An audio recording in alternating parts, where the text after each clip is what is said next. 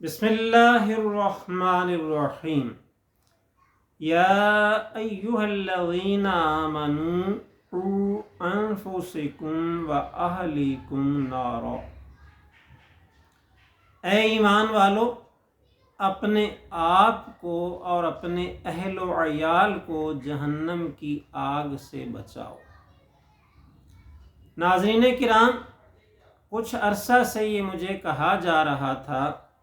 کہ آپ پیرنٹنگ پر یعنی والدین کی تربیت کے متعلق کچھ ویڈیوز بنائیں۔ تو اس سلسلے میں پہلا حصہ آپ کی خدمت میں پیش ہے، گر قبول افتد زہ عز و شرف۔ تو ناظرین کرام، اللہ تعالیٰ کی طرف سے یہ ذمہ داری والدین کو سونپی گئی ہے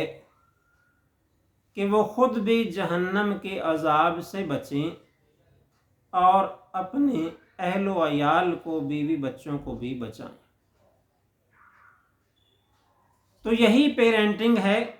یہاں سے ہی پیرنٹنگ کا، والدین کی تربیت کا آغاز ہوتا ہے کہ سب سے بڑا کام والدین ہونے کے طور پر ان کا یہ ہے، سب سے بڑی ذمہ داری ان کی یہ ہے کہ وہ اپنے آپ کو بھی اور اپنے اہل و عیال کو، بیوی بچوں کو جہنم کے عذاب سے بچانے کی بھرپور کوشش کریں، کیونکہ یہ ہر مسلمان پر فرض ہے اور اس کے لیے اسے آخرت میں جواب دہ ہونا ہوگا۔ اب دیکھا یہ گیا ہے کہ تمام والدین اپنی اولاد کے ساتھ محبت کا دعویٰ کرتے ہیں، یقیناً وہ محبت کرتے بھی ہیں اور اس محبت میں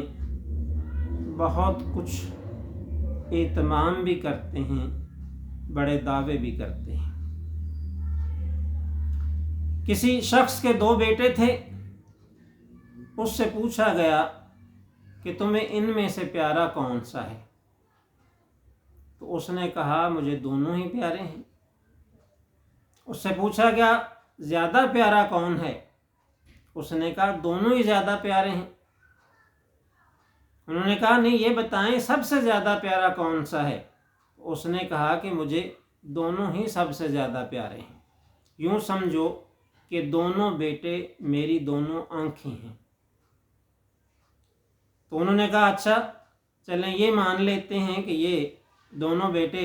تمہاری دونوں آنکھیں ہیں، کیونکہ بیٹوں کو نور نظر اور لخت جگر کہا جاتا ہے۔ تو اتنا بتا دیجئے کہ اس میں دونوں میں سے دائیں آنکھ کون سا بیٹا ہے اور بائیں آنکھ کون سا بیٹا ہے؟ تو اس پر اس شخص نے کہا کہ بیٹوں کے معاملے میں، اولاد کے معاملے میں ہر ایک ہی دائیں آنکھ ہوتا ہے، بائیں آنکھ کوئی نہیں ہوتا۔ تو ناظرین کرام، اولاد کے ساتھ والدین کو بہت محبت ہوتی ہے، ماں بہت سی تکلیفیں اٹھاتی ہے اور اس کی پرورش میں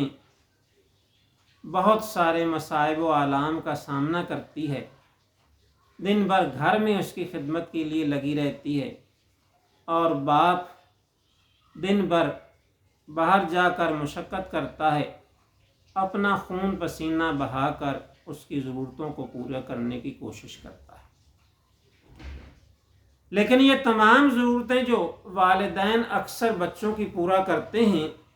وہ زیادہ سے زیادہ ان کی جسمانی ضروریات ہوتی ہیں، ان کی روحانی ضروریات کا خیال نہیں رکھا جاتا، اور اگر کہیں کچھ ایسا ہوتا بھی ہے تو روحانی ضروریات کو پورا کرنے کے لیے عام طور پر انہیں ان لوگوں کے زیر تربیت کر دیا جاتا ہے جو نہ صرف یہ کہ روحانیت سے واقف نہیں ہوتے، انہوں نے چند الفاظ روحانیت کے رٹ لیے ہوتے ہیں، لہٰذا وہ خود اصل میں روح کی بجائے ایک بدروح ہوتے ہیں، لہٰذا ایسے تربیت کرنے والوں کے زیر اثر بچوں کو بہت نقصان پہنچتا ہے، اور وہ نہ ادھر کے رہتے ہیں اور نہ ہی ادھر کے رہتے ہیں۔ تو میں یہ عرض کر رہا تھا کہ والدین شب و روز محنت اور کوشش کرتے ہیں، جسمانی ضرورتیں زیادہ سے زیادہ پوری کرنے کی کوشش کرتے ہیں، جن میں سے ان کی رہائش کی ضرورتیں ہیں، لباس کی ہیں، بستر کی ہیں، کھانے پینے کی ہیں، اسی طرح سفر کی ضروریات ہیں، پھر اسکول میں ان کی تعلیم حاصل کرنے کی ضروریات ہیں۔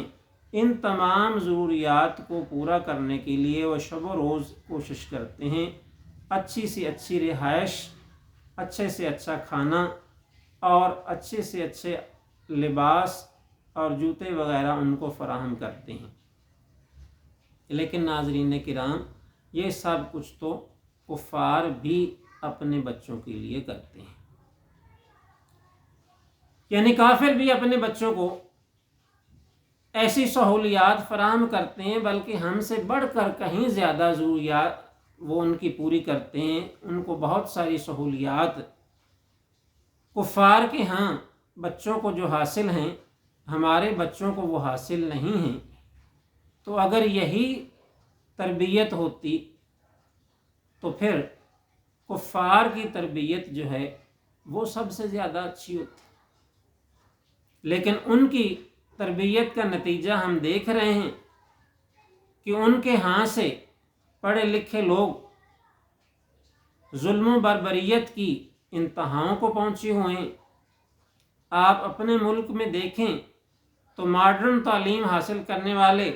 ذاکر جعفر جیسے لوگ نور مقدم کو بے دردی سے قتل کر دیتے ہیں۔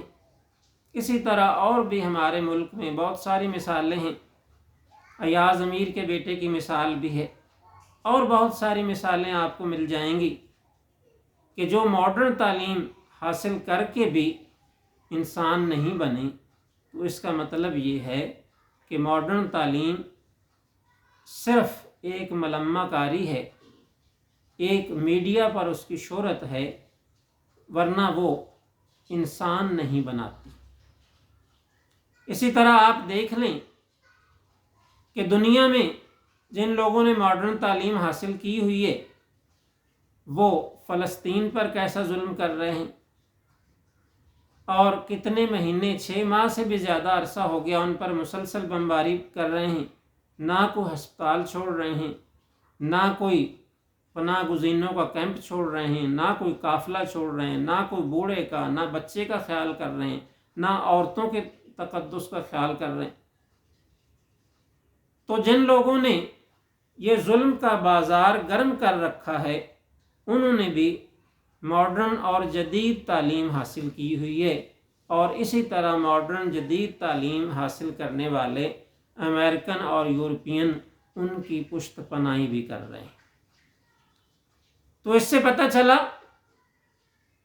کہ وہ جدید تعلیم جس کی ہم دیوانے ہیں، جس کے لیے ہم اپنے بچوں کو باہر بھیجتے ہیں،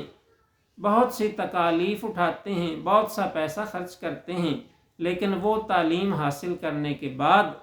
انسان پیسہ تو کما لیتا ہے اور بہت نئی نئی ٹیکنیکس تو سیکھ جاتا ہے، لیکن اس کے دل میں انسانیت کا احترام پیدا نہیں ہوتا۔ دکھی انسانیت کو دیکھ کر، انسانوں پر ہونے والے ظلم کو دیکھ کر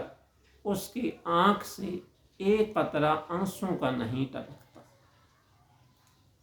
وہ آنکھ کے ہے جلوہ افرنگ سے روشن، وہ آنکھ کے ہے جلوہ افرنگ سے روشن، پرکار و سخن ساز ہے نمناک نہیں ہے۔ تو جو امریکیوں، یورپین اور دیگر ماڈرن تعلیم دینے والوں کی تعلیم سے آنکھ روشن ہے، وہ چالاک ہوشیار تو ہو سکتی ہے، لیکن وہ کسی کے غم پر نمناک نہیں ہو سکتی، اس میں آنسو نہیں آ سکتے کسی کی پریشانی کو دیکھ کر۔ سرکار تو عالم صلی اللہ علیہ وسلم نے ارشاد فرمایا، کل مولود یولد علی فطرتہ، ہر بچہ اللہ تعالی کی فطرت پر پیدا ہوتا ہے۔ ایک جنگ میں کچھ بچے قتل ہو گئے، کچھ بچے حادثاتی طور پر قتل ہو گئے۔ یہ نہیں کہ جیسے یہ جدید تعلیم یافتہ لوگ بچوں کو جان بوجھ کر کارپیٹنگ بمباری کر کے قتل کر رہے ہیں بے دردی سے۔ وہ کچھ بچے حادثاتی طور پر مارے گئے، قتل ہو گئے، جس پر میرے آقا رحیم و کریم صلی اللہ علیہ وسلم کو بہت افسوس ہوا، بہت دکھ ہوا، بہت افسردہ اور غم زدہ ہوئے۔ تو کسی نے عرض کی، یا رسول اللہ صلی اللہ علیہ وسلم، وہ تو کافروں کے بچے تھے۔ یہ سن کر آپ نے فرمایا، خبردار، ہر بچہ اللہ تعالیٰ کی فطرت پر پیدا ہوتا ہے۔ کل مولود یولد علی فطرتہ، ہر بچہ اللہ تعالیٰ کی فطرت پر پیدا ہوتا ہے۔ فابواہ، پھر اس کے والدین ہیں، یحودانہ، جو اسے یہودی بناتے ہیں، وینصرانہ، یا اسے عیسائی بناتے ہیں، ویمجسانہ، یا اسے مجوسی بناتے ہیں۔ تو فرمایا ہر بچہ اللہ تعالیٰ کی فطرت پر پیدا ہوتا ہے، یعنی فطرتاً وہ بچہ نیک ہوتا ہے، فطرتاً وہ بچہ توحید پر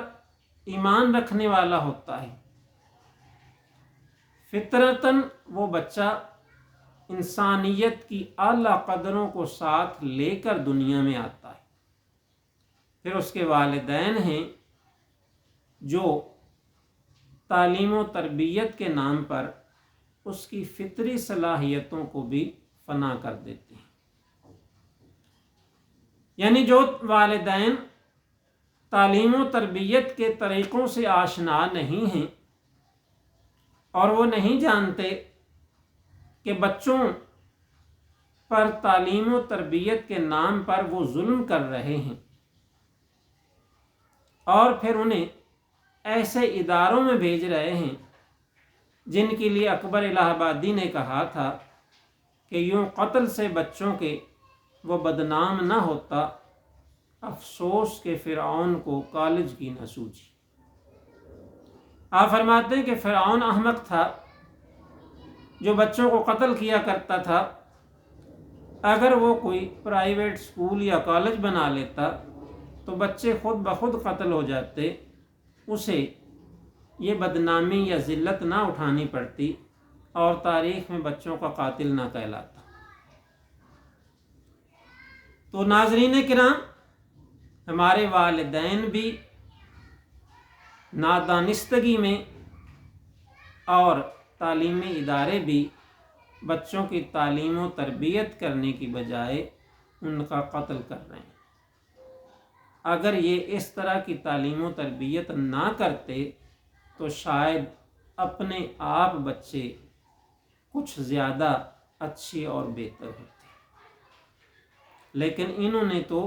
ان کی صلاحیتوں کو بڑھانے کی بجائے ان کی فطری صلاحیتوں میں اور کمی کر دی، بلکہ کمی کر دی تو ایک چھوٹا سا لفظ ہے، ان کی فطری صلاحیتوں کو بھی تباہ کر دیا جو وہ پیدائش کے ساتھ لے کر آئے تھے۔ تو ایسی تعلیم اور تربیت جو بنانے سنوارنے کی بجائے زیادہ بگاڑ پیدا کرے، ایسی تعلیم و تربیت کا ہونا کسی کام کا نہیں،